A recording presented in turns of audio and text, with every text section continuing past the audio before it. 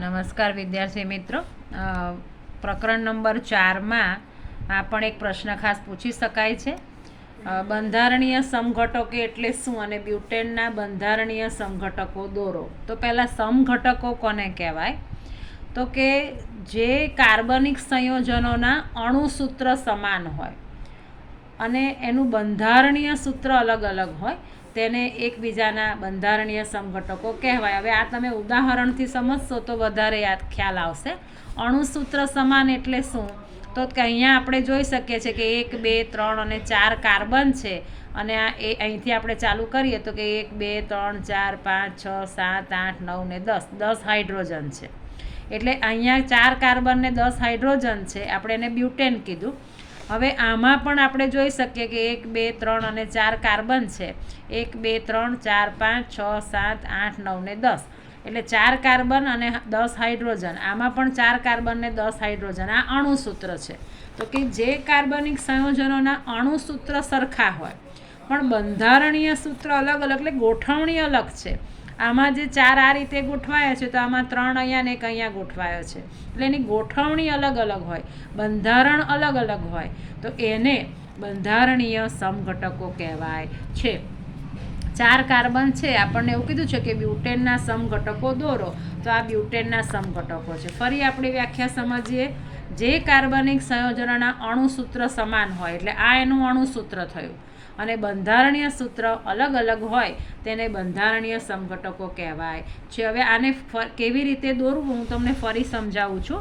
કાર્બનની સંયોજકતા 4 છે એટલે પહેલાં તો આપણે આ રીતે 4 કાર્બન લખી દઈએ. 4 કાર્બન એટલે બ્યુટેન.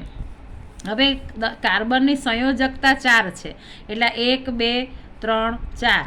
આ 1 2 તો છે જ, આ 3 અને 4, 1 2 ને છે, આ 3 અને 4, આ 1 છે એટલે 1 2 3 અને 4. એટલે દરેક કાર્બનની આજુબાજુમાં આ રીતે 4 બંધ આવવા જોઈએ અને ત્યાં આપણે H H H લખી દઈએ. એટલે આ જે થયું C4H10, આ નોર્મલ બ્યુટેન C4H10, બરાબર. હવે એનું બીજો સમઘટક લખવો છે તો એમાં પણ કાર્બન 4 જ છે એટલે એને આપણે અહીંયા આની જોડે જોડી શકીએ, અહીંયા વચ્ચે, એટલે કાર્બન 4 થઈ ગયા. હવે દરેક કાર્બન પાસે પાછળની સંયોજકતા 4 એટલે 1 2 3 4. આ 1 થયું તો 2 3 4 એટલે આની 4 થઈ ગયા. આ 1 2 ને 3 છે જ એટલે અહીંયા આ 1 છે એટલે અહીંયા 2 3 અને 4. દરેક કાર્બનની આજુબાજુમાં આવા 4 બંધ આવવા જોઈએ અને ત્યાં આપણે લખી દઈએ પાછું H H H H H H H H અને H. તો આ પણ થયું C4H10. આ આઇસોબ્યુટેન. તો કે આ અણુસૂત્ર બંનેના કેવા છે? સરખા. અને બંધારણીય સૂત્ર કેવા છે? અલગ અલગ. ગોઠવણી અલગ અલગ છે તો એને એકબીજાના સમઘટકો કહેવાય છે. એટલે આ ખૂબ અગત્યનો પ્રશ્ન છે. ત્યાર પછી ઘણીવાર સૂત્ર લખવાનું, નીચેના સંયોજનોના સૂત્ર આપો, બંધારણીય સૂત્ર. તો આ બેન્ઝીન છે. બેન્ઝીન એટલે જેમાં 6 કાર્બન હોય. 1 2 3 4 5 અને આ 6 કાર્બન.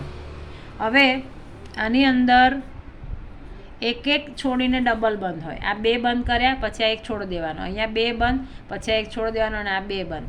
હવે કાર્બનની સંયોજકતા તો 4 જ છે એટલે આ 1 2 3 અહીંયા જે વધ્યું ત્યાં લખીએ આપણે H. એવી રીતે આ કાર્બનમાં 1 2 ને 3 તો છે જ એટલે અહીંયા આવશે H. આને પણ 3 છે એટલે અહીંયા આવશે H. એટલે આ જે બીજા બધા કાર્બન છે ત્યાં આગળ આપણે H H H H લખી દઈએ તો આ થયું બેન્ઝીનનું સૂત્ર. એટલે આ પહેલાં 6 કાર્બન ફરી સમજાવું. 1 2 3 4 5 અને આ 6 કાર્બન. હવે અહીંયા ડબલ બોન્ડ, આ સિંગલ, આ ડબલ, આ સિંગલ અને આ ડબલ.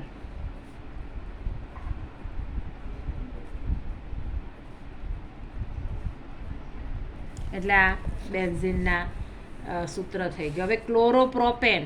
પ્રોપેન એટલે 3 કાર્બન, 1 2 અને આ 3 કાર્બન. હવે અહીંયા ક્લોરો કીધું છે એટલે અહીંયા આપણે Cl જોડી દઈએ. હવે કાર્બનની સંયોજકતા 4 એટલે આ 1 છે 2 3 4. આ 2 છે 3 4, 2 છે એટલે 3 4. હવે અહીંયા શું લખી દઈશું? H H H H H અને H, એટલે આ થયું ક્લોરોપ્રોપેન. એટલે આ પ્રશ્નો છે ધ્યાનથી કરજો. વિડીયો ગમે તો ચેનલને લાઇક અને સબસ્ક્રાઈબ જરૂર કરજો. Thank you.